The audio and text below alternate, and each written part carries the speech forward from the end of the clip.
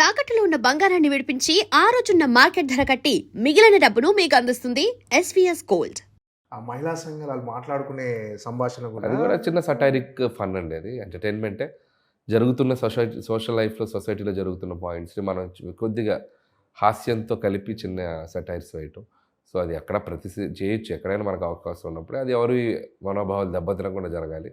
So లక్కీగా ladies ఎక్కువ enjoy చేస్తున్నారు అది. సో ఎందుకంటే 1% 2% అలాంటి కేసెస్ చూస్తున్నారు కాబట్టి ఎవ్రీవన్ కెన్ రిలేట్ దట్.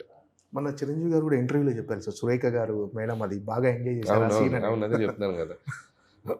చాలామంది ఎంజాయ్ చేశారు అది. సో అది కూడా one of the highlight film. Okay, అంటే మెయిన్గా అంటే ఈ సినిమాలో మీకు మెయిన్గా టఫ్ అనిపించిన పార్ట్ ఏంటి సార్? అంటే చిరంజీవి గారితో సాంగ్ అంటే first situation song hook step లేదు, దాని ముందు వేరే వేరే సాంగ్ ఉంది. ఆ సాంగ్ని మార్చడమే పెద్ద టఫ్ అనిపించింది నాకు. దాన్ని చిరంజీవి గారి టైమింగ్లోకి తేవాలి. ఒక గ్యాంగ్ లీడర్లో చిక్కి చేయలేం. ఒక ఇంట్రడక్షన్ సాంగ్ వస్తే చిరంజీవి గారి దాంట్లో బద్దలైపోయాయి థియేటర్స్. రౌడీలో కానీ, సో గరాణ మొగుడులో కానీ, బంగారు కొడిపెట్టి ఒక ఇంట్రడక్షన్ సాంగ్ ఎనర్జీ కావాలి అనే దాంట్లో చాలా స్ట్రగుల్ అయ్యాం. ఆ స్ట్రగుల్ అయిన దాంట్లో వచ్చిన పాటే హుక్ స్టెప్. అది మోడర్న్గా ఈ జనరేషన్కి బాగా రీచ్ అయ్యేలా అది బాగా వచ్చింది. అది వచ్చాక మీకు రిలీజ్ అయ్యాక తెలియకుండానే ఒక వైబ్ క్రియేట్ అయింది సినిమాకి. అది క్యారీ ఫార్వర్డ్ చేసాం. అంటే హుక్ స్టెప్ పాట కంటే ముందు ఒకలా ఉంది, హుక్ స్టెప్ పాట వచ్చిన తర్వాత ఒకలా ఉంది. అదే చెప్తున్నాను, ఆడియన్స్కి ఒక ఎక్సైట్మెంట్ క్రియేట్ అయింది. ఓ ఫ్యాన్స్కి కూడా ఈ సినిమా ఏదో మామూలు సినిమా కాదు, దీంట్లో మ్యాటర్ చాలా వేరేలా ఉండబోతుందని చెప్పి వాళ్ళు ప్రిపేర్ అయ్యి వచ్చారు. సో వాళ్ళ అంచనాలకు అందుకుంది సినిమా. ఈరోజు అద్భుతమైన విజయం. చిరంజీవి గారితో ఉన్న ఆ ట్రావెలింగ్ ఎలా ఎంజాయ్ చేశారు? అంటే సినిమా డే 1 నుంచి సినిమా చిరంజీవి గారితో కథ చర్చల దగ్గర నుంచి మొదలైన జర్నీ ఈరోజు రిలీజ్ అయ్యే వరకు మా ఈక్వేషన్ మా ఇద్దరి మధ్య ఒక బాండింగ్ కానీ చాలా పీక్ చేరుకుందని చెప్పాలి. ఇద్దరం చాలా జెల్ అయ్యాం. ఇద్దరం ఒకరి మీద ఒక బిలీఫ్ ఉంది, ఇద్దరికి ఒకరికొక అండర్స్టాండింగ్ ఉంది. సో చాలు, ఇది ఒక అచీవ్మెంట్లా ఫీల్ అవుతున్నాను నేను. More than a blockbuster, more than a success, I got that a personal space with Chiranjeevi garu. That's enough for me. అంటే ప్రివ్యూ చూసిన తర్వాత వెంటనే చిరంజీవి గారు ఇంటికి వెళ్ళిపోయారు. ఆ మూమెంట్స్ ఎలా ఉంది? Extraordinary. And the moment, first moment cinema release అయ్యి అది ఆ పెద్ద హిట్ అని తెలిసాక ఆయన కలవటం, ఆయన అలా హక్ చేసుకోగానే ఆయన చిన్న నేను అఫెక్షనేట్గా ఆయన నన్ను ప్యాంపర్ చేశారు. అది బ్యూటిఫుల్ మూమెంట్ నా కెరియర్లో. రామ్ చరణ్ గారు సినిమాని బాగా ఎంజాయ్ చేశారు అందరూ. రామ్ చరణ్ గారు ఫ్యామిలీ అంతా బాగా ఎంజాయ్ చేశారు. రామ్ చరణ్, బుచ్చి అందరూ కలిసి వెళ్ళారు టీం. ఆ రోజు పార్టీలో కూడా రామ్ చరణ్ గారు చాలా ఎక్సైటెడ్గా మాట్లాడారు. చాలా బాగా నచ్చింది ఫిల్మ్, బాగా డీల్ చేసావు, అండ్ డాడీని అసలు ఇలా ఈ స్పేస్లో తీసుకొచ్చి అండ్ అంత సటిల్గా అంత ఫన్ జనరేట్ చేసావు. At the same time emotional scenes బాగున్నాయి, చాలా బాగా చెప్పారు. మహేష్ బాబు మహేష్ గారు కాల్ చేశారు, మాట్లాడారు. ఆయన చాలా హ్యాపీ. అల్లు అర్జున్ గారు ఆయన ట్వీట్ చేశారు, ఆయన కాల్లో మాట్లాడారు. ఆయనతో చాలామంది ఈసారి ఈ సినిమాకి they felt so happy, and directors కూడా చాలామంది కాల్ చేశారు.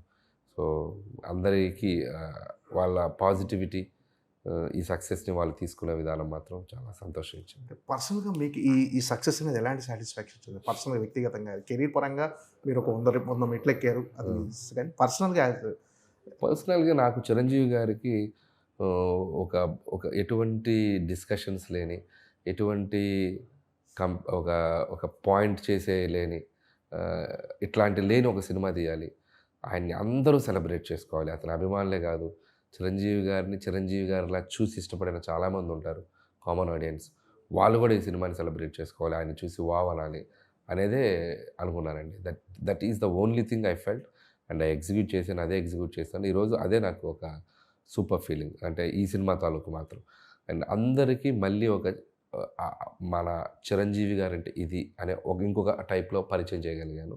అది ఈరోజు అందరికీ రీచ్ అయ్యింది. So that is the most happiest thing. సరే, అంటే అనిల్ రావుపూడి సినిమాలు అంటే ఎంటర్టైన్మెంట్కి ఒక బెంచ్ మార్క్ క్రియేట్ చేశాయి. అంటే మీరు కూడా అంటే ఈ సినిమా సంక్రాంతికి వస్తున్నాం కంటే బెటర్గా ఉండాలి, అంతకుమించి నెక్స్ట్ సినిమా అంతకుమించి బెటర్ ఎంటర్టైన్మెంట్ ఉండాలి. ఈ జర్నీ అంత టఫ్ అనిపిస్తుందా సార్? ఏంటి ఎప్పటికప్పుడు మళ్ళీ ఆడియన్స్ని నమ్మించడం అంటే, ఇప్పుడున్న రోజుల్లో ఆడియన్స్ నమ్మించడం చాలా టఫ్ జాబ్ సార్. అంటే వాళ్ళకి చాలా వినోద సాధనాలు ఉన్నాయి, టీవీలో కానీ సీరియల్, అన్నిటిని ఓవర్కమ్ చేసి మీకు ఒక టికెట్ కొనుక్కొని థియేటర్కి వచ్చి నవ్వటం అంటే మీరు ఖచ్చితంగా చాలా హార్డ్ వర్క్ చేయాలి. ఏం సార్, టఫ్ అనిపిస్తుందా లేకపోతే ఈజీ? అంటే ఈజీ ఏం కాదు. ఎప్పుడు ఏ సినిమా అయినా, ఏ కథ అయినా, ఎవరు రాసినా కూడా చాలా టఫ్గానే ఉంటుంది. అది ఐడియా జనరేట్ అవ్వాలి, దాన్ని ఒక 2-3 నెలలు కూర్చొని దాని మీద టైం స్పెండ్ చేసి దానికి అద్భుతంగా తయారు చేయాలి. ప్రాసెస్ టఫ్గానే ఉంటుంది, బట్ ఎనర్జీ ఈజ్ పాజిటివ్గా ఉంటుంది. ఎందుకంటే ఇంతమంది ఆడియన్స్ మన సినిమాని చూసి సెలబ్రేట్ చేస్తారని ఒక ఎనర్జీ మనల్ని ముందుకు తీసుకెళ్తూ ఉంటుంది. సో ఆ ఎగ్జైట్మెంట్ వాళ్ళు ఇవ్వబట్టే మేము అద్భుతంగా పని చేయగలుగుతున్నాను. సో క్రెడిట్ అంటే వాళ్ళకే ఇవ్వాలి నేను. సో వాళ్ళ రిసీవింగ్ లేకపోతే నా సైడ్ నుంచి వర్క్ అంత బాగా హ్యాపీగా చేయలేను నేను. సో ఆ రిసీవింగ్ ఉంది కాబట్టే సో ప్రతి సినిమా టు సినిమా నన్ను నేను మార్చుకోవడానికి, ఏదో ఇంకోలా ట్రై చేయడానికి, ఈ హీరోతో ఇలా చేద్దాం, ఆ హీరోతో ఇలా చేద్దాం, చేసినట్టే మళ్ళీ చేయొద్దు, చేసిన గెటప్పే మళ్ళీ వద్దు, చేసిన క్యారెక్టరే మళ్ళీ వద్దు, ఇలా 1-4 అనాలిసిస్ చేసుకుంటూ వెళ్తాను. ఎందుకంటే ఆడియన్స్కి సేమ్ చూపిస్తే ఆ బోర్ ఫీల్ అయ్యే ప్రమాదం ఉంది, చూపించిన సినిమానే చూపించాడనే ప్రమాదం ఉంది. సో అవి కేర్ తీసుకుంటాను. సో అందుకే ఈసారి సీక్వెల్ చేయకపోవడానికి కూడా కారణం అదే. ఎందుకంటే మళ్ళీ అవే క్యారెక్టర్స్ ఆడియన్స్కి ఇంకొక ఫ్రెష్ కథ ఏదైనా చెప్దాం అనే ఒక ఫీలింగ్లో ఉన్నాను. ఈ 9 సినిమాల్లో మీకు బాగా కష్టపడిన కథ కానీ, అంటే ఎక్కువ టైం తీసుకున్న కథ ఇది సార్? అంటే కష్టపడిన కథ అంటే ప్రతి సినిమాకి స్ట్రగుల్ ఉంటుందండి, ప్రతి సినిమాకి ఎక్కువ టైం తీసుకుని డెఫినెట్గా హీరోకి తగిన విధంగా బాడీ లాంగ్వేజ్ తగిన విధంగా అంటే కొద్దిగా భగవంత్ కేసరి అనేది కొద్దిగా కాంప్లికేటెడ్ స్క్రిప్ట్ అండి. అది చాలా డ్రామా, అందుకని ఫన్ తక్కువ, మొమెంటరీ సోషల్ కంటెంట్ ఉంది, ఒక విలన్ కాన్ఫ్లిక్ట్స్, దాంట్లో మళ్ళీ ఫ్లాష్ బ్యాక్లు, కొద్దిగా వెయిట్ ఉన్న కథ అంటే కొద్దిగా భగవంత్ కేసరి. లోడ్ ఎక్కువ ఉంటుంది ఆ కథలో. అండ్ సర్లేరు నీకెవరు, అది కూడా అంతే. ఈ 2 కథలు బాగా లోడ్ ఎక్కువ ఉన్న కథలు నేను చేసిన సినిమాలు. ఇవి 2 కొద్దిగా టఫ్ అనిపించినాయి స్క్రిప్టింగ్లో. మిగతావన్నీ lighter vein scripts, but treatment కష్టంగా ఉంటాయి. ఇవి కథ కష్టంగా ఉంటుంది, ఇవి ట్రీట్మెంట్ కష్టం. వీటికి ఉండే కష్టాలు వీటికి ఉంటాయి. వాటికి ట్రీట్మెంట్ చాలా ఈజీ, కథ క్రియేట్ చేయడం కష్టం ఉంటుంది. సో ఏ కష్టం ఆ కష్టమే, బట్ లోడ్ ఎక్కువ తీసుకుంది ఆ 2 సినిమాలు. సార్ అంటే మామూలుగా కామెడీ కథల్లో చాలామంది ఏమంటారు అంటే లాజిక్లు ఉండదు, అంటే కొన్నిసార్లు మన సినిమాలో కూడా కొన్ని విమర్శలు వస్తుంటాయి కొంతమంది చేసేవాళ్ళు. అంటే కథలలో కొంచెం లాజిక్ ఉంటుంది. ఇప్పుడు సీఎంని కలవడానికి ఒక ప్రోటోకాల్ ఉంటుంది, ఇప్పుడు సెంట్రల్ మినిస్టర్ కూడా ఒక ప్రోటోకాల్ ఉంటుంది. ఇలాంటివి నిజంగా అవసరం సార్ ఒక కథలో, కామెడీ కథల్లో లాజిక్లు అనేవి ఉంటే? నేను ఎక్కడ లాజిక్ మిస్ అయ్యి చేయలేదండి ఈ సినిమా.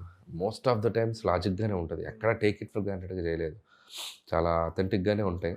1-2 చిన్న ఏదైనా ఉంటే ఫన్ కోసం అడ్వాంటేజ్ తీసుకుంటాను తప్ప మేజర్గా కూడా ఎక్కడ ఇది చేయలేదు. సంక్రాంతిలో కూడా అంత కామెడీ సినిమాలో కూడా ప్రాపర్ సీఎంలు అలా పెట్టినా కూడా ప్రాపర్గానే ప్రోటోకాల్గానే తీసుకెళ్ళాం. ఎక్కడ అంత ఈజీగా చేయలేదు. ఇందులో కూడా ఎక్కడ లాజిక్ అయితే బ్రేక్ చేయలేదు.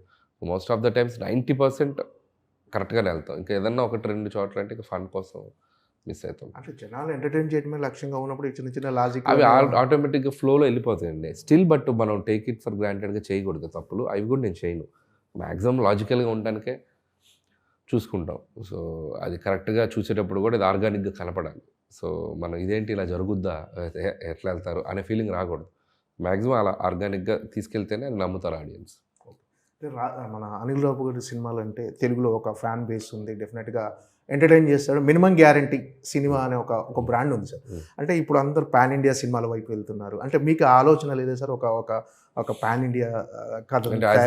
As of now I'm very happy with this regional and rooted films, and చాలా బాగుంది.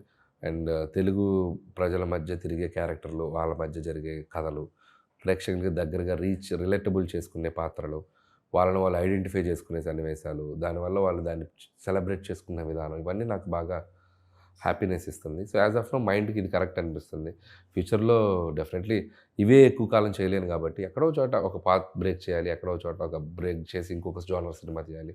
అది ఎప్పటికప్పుడు 100% చేస్తాను. ఇవే చేసుకుంటూ వెళ్తాను, నేను ఎప్పుడు చెప్పను. I'm ready to do any genre.